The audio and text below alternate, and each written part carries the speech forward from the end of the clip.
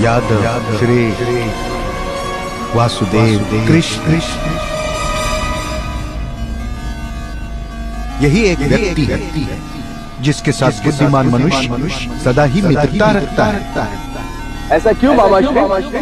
ये मुझसे भी अधिक बुद्धिमान और कुटिल है।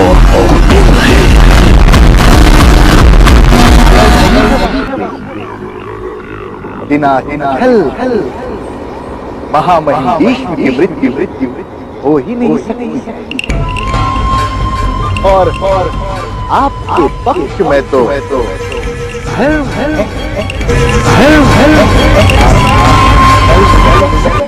ये तो छल की व्याख्या पर निर्भर करता है मामा श्री।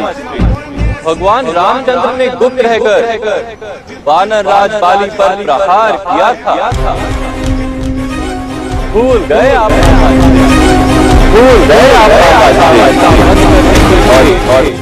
उन्हीं के भाई विभीषण से सहायता ली गई थी। छल का आशय यदि धर्म है तो छल भी धर्म है। धर्म है।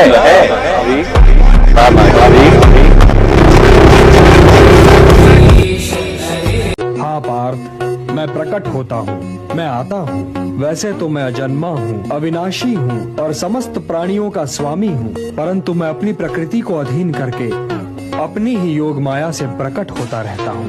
यदा यदा हि धर्मस्य ग्लानिर्भवति भारत, अभ्युत्थानम् अधर्मस्य तदात्मानं सृजाम्यहम्।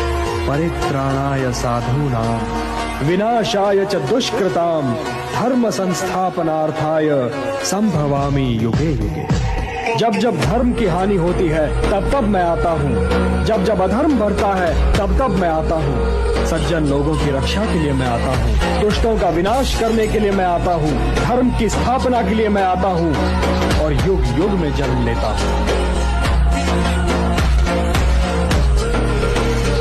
वासुदेव,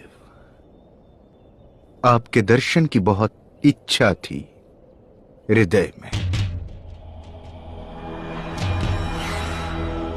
प्रणिपात मामा श्री।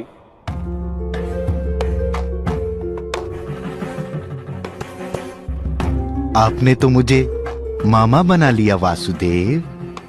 मेरे भ्राता दुर्योधन के मामा श्री हैं आप, तो आपको मुझे मामा श्री कहकर ही सम्मान देना होगा ना? नहीं वासुदेव, नहीं। आपका मामा बनने में भय लगता है। भय? ऐसा क्यों मामा श्री? मेरे हाथों मेरे मामा कंस का कल्याण ही हुआ था, पापों से मुक्त हो गए वो। भगवान कृष्ण के बहुत बड़े भक्त कवि जो मुस्लिम थे, सैयद इब्राहिम रफ्तान, जिनका जन्म काबुल में हुआ था, उनकी समाधि वृंदावन में है। वो आकर भक्ति में ऐसे लीन हो गए कि उन्होंने ये कहा, मेरा अगला जन्म हो तो मैं कृष्ण भक्ति में ही रहना चाहता हूँ। अगला जन्म मनुष्य के रूप में हो तो ग्वाल बालों के रूप में, अगर पशु के रूप में तो नंद बाबा की गायों के रूप में, पत्थर बनूं तो गोवर्धन पर्वत के ऊपर, और अगर पक्षी बनूं तो कमल के उस वृक्ष पर, कालिंदी यमुना जी के तट पर, जिसके नीचे कभी भगवान बंसी बजाया करते।